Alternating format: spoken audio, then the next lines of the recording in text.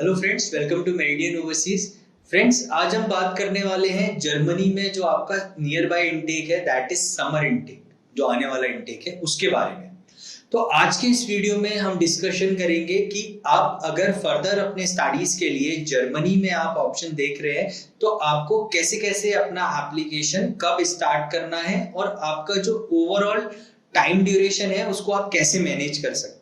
Friends, मैं आपको बता दूं, जब भी आप फर्दर स्टडीज के लिए अप्लाई करते हैं और आप जिस भी कंट्री में अप्लाई कर रहे हैं तो वहां पर उस कंट्री में जो टाइमलाइन है उस पर्टिकुलर इनटेक की, वो टाइमलाइन का आपको प्रॉपर ध्यान रखना है। तो जर्मनी में जो आपका समर इनटेक है, जहां पर क्लासेस आपकी स्टार्ट होती हैं अप्रैल और मई से, तो उस इनटेक का एक प्रॉपर टाइम ड्यूरेशन है, टाइम साइकिल है। तो आज हम डिस्कस करेंगे उस टाइम साइकिल के बारे में। फ्रेंड्स, ये बेसिकली जो टाइम साइकिल है ये स्टार्ट होता है आपका जून जुलाई से।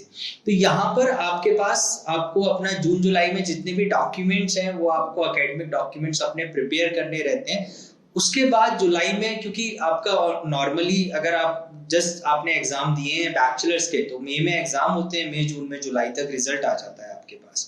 तो आप अपने डॉक्यूमेंट्स प्रिपेयर कर सकते हैं लास्ट जुलाई तक। उसके बाद फिर आप यूनिवर्सिटीज के लिए सर्च कर सकते हैं। तो यहाँ पर आप अपनी प्रोफाइल इवेल्युएट करा सकते हैं, जिसमें कि आपको पता लगेगा कि आपकी प्रोफाइल किस किस यूनिवर्सिटी के लिए एलिजिबल है और किस कोर्स के लिए एलिजिबल है। जर्मनी में आपका एलिजिबिलिटी क्राइटेरिया वेरी करता है यूनिवर्सिटी टू यूनिवर्सिटी और कोर्स टू कोर्स। मेनली अगर प्राइवेट यूनिवर्सिटीज की तरफ जाते हैं तो वहां पर आपका जो एलिजिबिलिटी क्राइटेरिया है वो आपका समहाउ फ्लेक्सिबल रहता है। लेकिन अगर आप पब्लिक यूनिवर्सिटी को टारगेट कर रहे हैं तो आपको ये ध्यान रखना है कि आपके पास आईएलटीएस होना चाहिए मिनिमम 6.5, नॉट लेस देन 6.0, लेकिन आपको टारगेट करना है 7.0 का ओवरऑल। साथ में आपकी जो परसेंटेज है वो आपके 75% के अबव होने चाहिए आपके प्रीवियस स्टडीज में। और थर्डली, आप अपने रिलेवेंट कोर्स के लिए, जिस कोर्स में आपने बैचलर्स किया है, रिलेटेड कोर्स के लिए आप मास्टर्स के लिए देखेंगे। और अगर आपके पास जीआरई, जीमेट या आपका रिलेवेंट वर्क एक्सपीरियंस आपके पास है तो वो आपके लिए एक प्लस पॉइंट है। वहीं अगर आप प्राइवेट यूनिवर्सिटीज में जाते हैं तो प्राइवेट यूनिवर्सिटीज में आपका नॉर्मली परसेंटेज अगर आपके 60% है तो आपका एडमिशन आप इजीली सिक्योर कर सकते हैं। साथ में आपके पास अगर आइल्स है तो 6.5, नॉट लेस देन 6.0। कुछ यूनिवर्सिटीज में प्राइवेट में 6.0 का आइल्स भी एक्सेप्टेबल होता है ओवरऑल। साथ में अगर आप एमओआई है तो एमओआई में अगर आपके परसेंटेज अच्छे हैं तो आप पब्लिक यूनिवर्सिटीज में भी अप्लाई कर सकते हैं। अराउंड 40% यूनिवर्सिटीज एमओआई एक्सेप्ट करती है। फिर फर्दर स्टेप है यूनिवर्सिटीज को शॉर्टलिस्ट करने का। तो यहां पर आप अपने प्रोफाइल शेयर करेंगे तो आपको अकॉर्डिंगली, आपके प्रोफाइल के अकॉर्डिंगली यूनिवर्सिटीज आपको प्रोवाइड करा दी जाएगी। आप यूनिवर्सिटी शॉर्टलिस्ट कर सकते हैं। देन थर्ड फेज है आपका, जो कि अराउंड आपको सितंबर से अक्टूबर के बीच में कर लेना है, वो है आपका यूनिवर्सिटी एप्लीकेशन। यूनिवर्सिटी एप्लीकेशन आपका इस ड्यूरेशन में सबमिट हो जाएगा तो university will take around 4 to 5 weeks further in order to evaluate your profile. तो यहाँ पर आपका अराउंड आपके पास नवंबर और दिसंबर तक आपके पास यूनिवर्सिटीज के ऑफर लेटर आने स्टार्ट हो जाएंगे।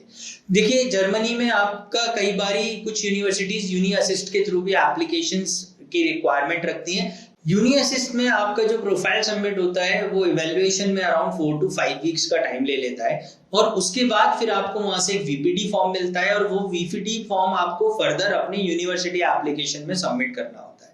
तो यहाँ पर आपका somehow overall time around 2 months तक लग जाता है। तो अगर आप सितंबर अक्टूबर तक अपना यूनिवर्सिटी एप्लीकेशन सबमिट कर देते हैं तो समहाउ आपके पास दिसंबर तक और मोस्ट पॉसिबली जनवरी फर्स्ट वीक तक आपके पास आपका ऑफर लेटर आ जाता है। अब आपको क्या करना है, ऑफर लेटर आने के बाद अपने ब्लॉक अकाउंट के लिए प्रिपेयर करना है। तो we will provide you block account assistance, जहां पर कि हम आपको आपका ब्लॉक अकाउंट ओपन करा के देते हैं, साथ ही आपका जो फंड है वो ब्लॉक अकाउंट में ट्रांसफर करा के देते हैं। इसके बाद अब फर्दर आपको साथ साथ क्या करना है, सबसे इंपॉर्टेंट पार्ट है वीजा के लिए स्लॉट्स बुक करना। तो हम यहाँ पर ध्यान रखते हैं कि आपकी एप्लीकेशन के साथ ही आपके वीजास के जो स्लॉट्स होते हैं वो भी आपके अकॉर्डिंग टाइमलाइन हम बुक कर देते हैं, जहां पर कि आपको फर्दर डिले का सामना नहीं करना पड़ता और इजीली आप वीजा फाइल कर सकते हैं। तो अराउंड आप मार्च में आकर के, फेब और मार्च में अपना वीजा फाइल कर देते हैं। जहां पर आपके पास अप्रैल तक आपका आउटकम आ जाता है। जर्मनी में जो आपका काउंसलेट है, एम्बेसी है, वो मोस्ट पॉसिबली आपका 1 मंथ का टाइम लेते हैं आपके वीजा एवेल्युएशन के लिए, और आप अपने इनटेक में जो कि अप्रैल और मई में है, आप इजीली वहां पर पहुंच जाते हैं और फिर आप अपना कोर्स वहां पे फर्दर आप प्रोसीड कर सकते हैं।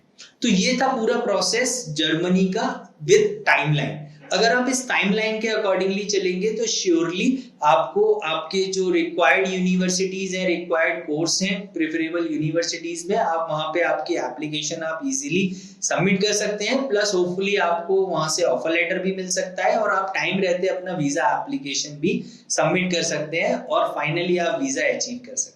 फ्रेंड्स, अगर आप यूरोप में जर्मनी, इटली, माल्टा, लातविया, पोलैंड से रिलेटेड अगर आप अपने फर्दर अपना प्रोफाइल इवैल्यूएशन कराना चाहते हैं या आप ये जानना चाहते हैं कि किस कोर्स के लिए आप एलिजिबल है, साथ ही अगर आप वहां पे कॉस्ट ऑफ लिविंग से लेकर के ट्यूशन फीस से रिलेटेड और फर्दर जॉब अपॉर्चुनिटी से रिलेटेड अगर आप किसी भी टाइप की इंफॉर्मेशन चाहते हैं तो आप हमें अप्रोच कर सकते हैं। हमारे टोल फ्री नंबर पे आप कॉल कर सकते हैं। साथ ही हमारी वेबसाइट पे लाइव काउंसलिंग सेशन का फॉर्म है, तो आप वो भी फिल कर सकते हैं और आपकी जो भी क्वेरीज हैं वो live face to face counselling के थ्रू आप अपनी क्वेरीज को रिजॉल्व करा सकते हैं। फ्रेंड्स, यूरोप से रिलेटेड ऐसे ही फर्दर अपडेट पाने के लिए आप हमारे चैनल को लाइक करिए, सब्सक्राइब करिए और बेल आइकन प्रेस करिए। Thank you, see you in the next video.